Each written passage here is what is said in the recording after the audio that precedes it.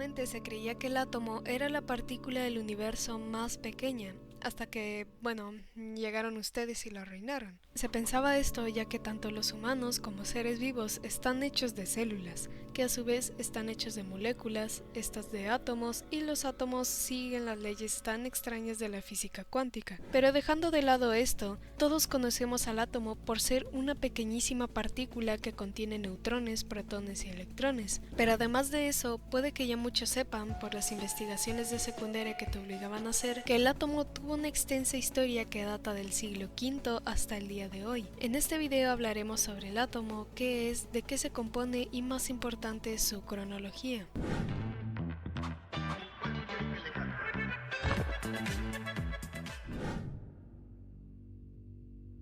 En la etimología del átomo se introduce del griego como atomón, que se podría interpretar como que no se puede cortar o indivisible. Al igual que, buscando brevemente en la RAE, define al átomo como una partícula indivisible por métodos químicos formada por un núcleo rodeado de electrones. Al igual que el NIH menciona que el átomo es la parte más pequeña de una sustancia que no se puede descomponer químicamente. Pero juntando estas dos definiciones podemos sacar como conclusión que los átomos tienen las siguientes características. 1. Es una partícula extremadamente pequeña. 2. No se puede dividir químicamente. Y 3. Puede intervenir. Pero, ¿intervenir en qué? Para esto tenemos que explorar la gran trayectoria sobre la teoría del átomo. Sí, larga, pero sumamente interesante.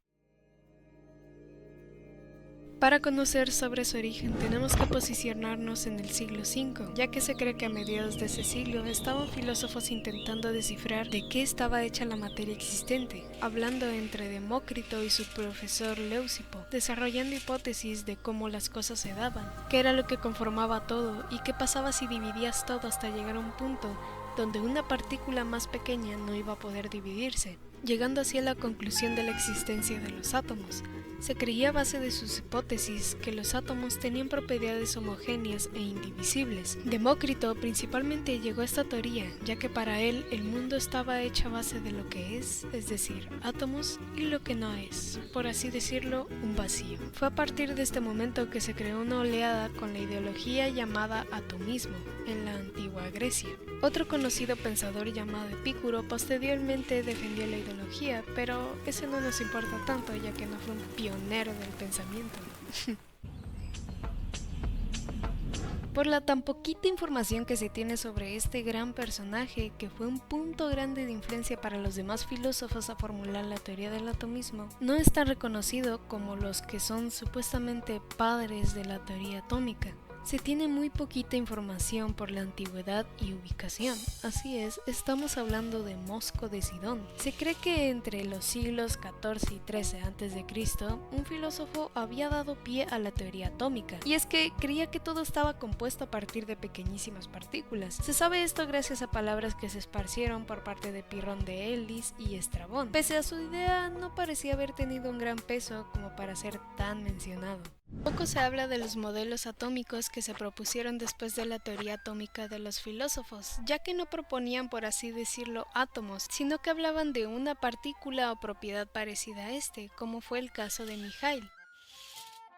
Pasó mucho tiempo hasta que en 1743 en Rusia un hombre llamado Mikhail Lomonosov publicó un escrito que se titulaba Sobre las partículas físicas intangibles que constituyen las sustancias naturales. Lomonosov era creyente del atomismo y demostró una estructura atómica y molecular de la materia, ya que consideraba que las moléculas se componen de partículas infinitas, e inclusive escribió en esta misma obra que les menciono: los corpúsculos son homogéneos si se componen de un número igual de elementos semejantes agrupados entre sí de la misma manera. Los corpúsculos son heterogéneos cuando sus elementos carecen de semejanzas y se hallan ligados entre sí de maneras diferentes. Al igual que su teoría del atomismo, la aplicaba en las leyes del calor, ya que en sus obras Consideraciones sobre las causas del calor y del frío y Consideraciones sobre la fuerza elástica del aire, Mijail creía que las moléculas atómicas estructuraban el aire, que escribió lo siguiente: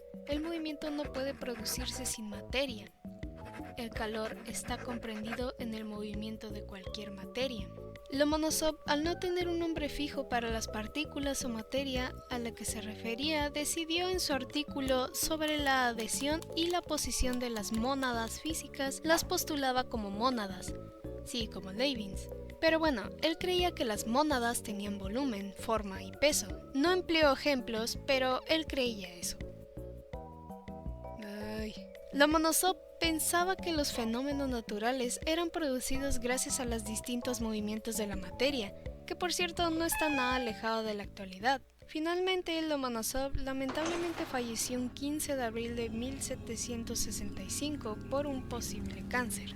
Un pequeño paréntesis es que no se puede denominar a Leibniz uno de los pioneros del atomismo, ya que dije que las mónadas eran como átomos para Leibniz, ya que las mónadas que él proponía eran átomos pero espirituales y no materiales. En el año de 1808, en el Reino de la Gran Bretaña, John Dalton Greenup, en su libro titulado A New System of Chemical Philosophy, de ese mismo año, mostraba modelos distintos atómicos según su elemento, ya que Dalton creía que los átomos de cada elemento estaban hechos de ese mismo elemento. Por decir un ejemplo, el elemento de mercurio está hecho a base de átomos exclusivamente de mercurio, y lo mismo para el resto de elementos, al igual que Dalton señalaba las siguientes características para los elementos. La materia está formada por átomos. Los átomos son partículas muy pequeñas, indestructibles e indivisibles. Dos o más átomos son iguales y tienen las mismas propiedades físicas y químicas. Dos o más átomos pueden unirse químicamente para formar moléculas. Su modelo atómico consistía en una esfera, canica o bolita.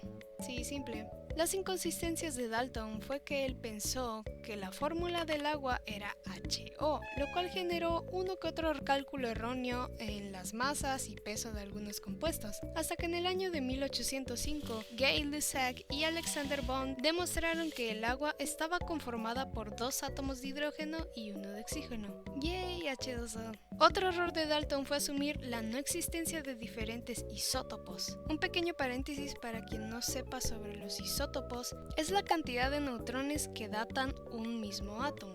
Para diferenciar los átomos y a qué elemento pertenecen se observan sus protones y a la cantidad que tengan. Regresando con Dalton, él no diferenciaba los átomos y a sus elementos por sus protones, sino que los diferenciaba según su tamaño, siendo el más pequeño el hidrógeno de los 21 modelos atómicos por él sugeridos. La fecha de su fallecimiento data de un 27 de julio de 1844. En el año de 1903, un físico japonés llamado Hantaro Nagaoka propuso un modelo atómico nuevo, que a día de hoy es conocido como el modelo saturnino. El modelo de Nagaoka databa de una masa central de carga positiva con electrones orbitando alrededor de su eje. Así es, ahí la carga positiva es el planeta y los anillos de Saturno son los electrones. Nagaoka propuso este modelo diciendo que era similar uno de otro, y basaba esta argumentación diciendo que las partículas con cargas similares se repelen, y por ende el centro sería positivo con cargas negativas a su alrededor. Los puntos a favor de Nagaoka era que por su grandioso modelo podían explicarse radiaciones, al igual que los espectros de emisión de luz de ciertos elementos. Nagaoka de cierto modo tomó de inspiración el previo descubrimiento de Thomson sobre los electrones. Lo único que tenía inconforme a Nagaoka era que las cargas negativas no podían penetrar a la esfera, y así fue como propuso que en realidad orbitaban en esta, tomando como ejemplo la estabilidad y gravitación del planeta y sus anillos, solo que sustituyendo las leyes y segregando las fuerzas electroestáticas. En 1908 el propio Nagaoka abandonó la idea del modelo atómico saturnino.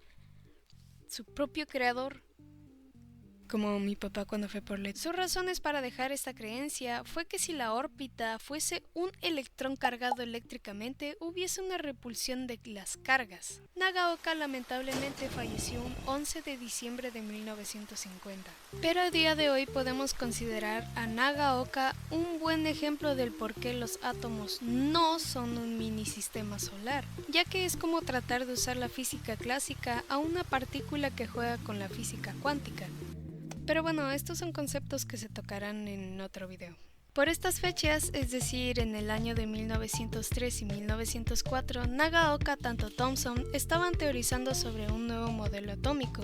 Se sabe que Thomson publicó su modelo en el año de 1904, al igual que salió la traducción del modelo de Nagaoka al inglés. Sin embargo, previos descubrimientos de Thomson ayudaron a ambos a formular un nuevo átomo. Y es que Thomson en 1897 había descubierto la existencia de los electrones. Thomson y su modelo atómico, que verás en todos lados, en todo momento y con referencias al budín o pastel de pasas, fue propuesto principalmente a base de los rayos catódicos. No católicos, catódicos. Formuló que los átomos podrían estar hechos de una nube de carga positiva, con electrones negativos impregnados en este de manera aleatoria. Sin embargo, hubo observaciones hechas por Rutherford, ya que no conseguía tener compatibilidad con uno de sus experimentos hechos pocos años después. Lamentablemente, Joseph John Thomson, o JJ Thomson, no sé cómo, falleció así un 30 de agosto de 1940.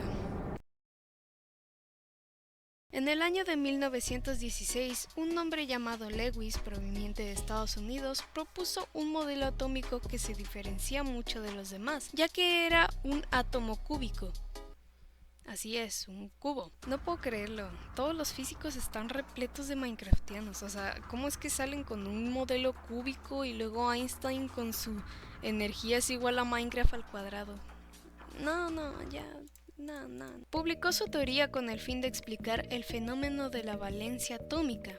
En este modelo cúbico de Lewis contenía en los vértices los electrones. Se cree que Lewis propuso un diseño así por la simpleza comprensiva, es decir, se podía explicar de mejor manera cómo los átomos se podían mantener unidos en la explicación del enlace químico. Puede que aún veas este modelo en la actualidad. Algunos señalamientos sobre el modelo era que por su naturaleza cúbica sería difícil o imposible el enlazar los cubos con únicamente 3 bordes, a lo que Lewis sugirió que los enlaces tendrían una atracción especial que daría lugar a las estructuras tetraédricas. Pero Lewis hizo aportaciones muy buenas si se dan cuenta, aportaciones que a día de hoy se aplican, como su teoría de los enlaces químicos y la definición del ácido. Hay dos alternativas que propuso Lewis para que su modelo atómico pudiese intercambiar electrones. Los enlaces covalentes siempre se forman cuando dos átomos comparten un borde, y esto resulta en el intercambio de dos electrones. Es la figura A.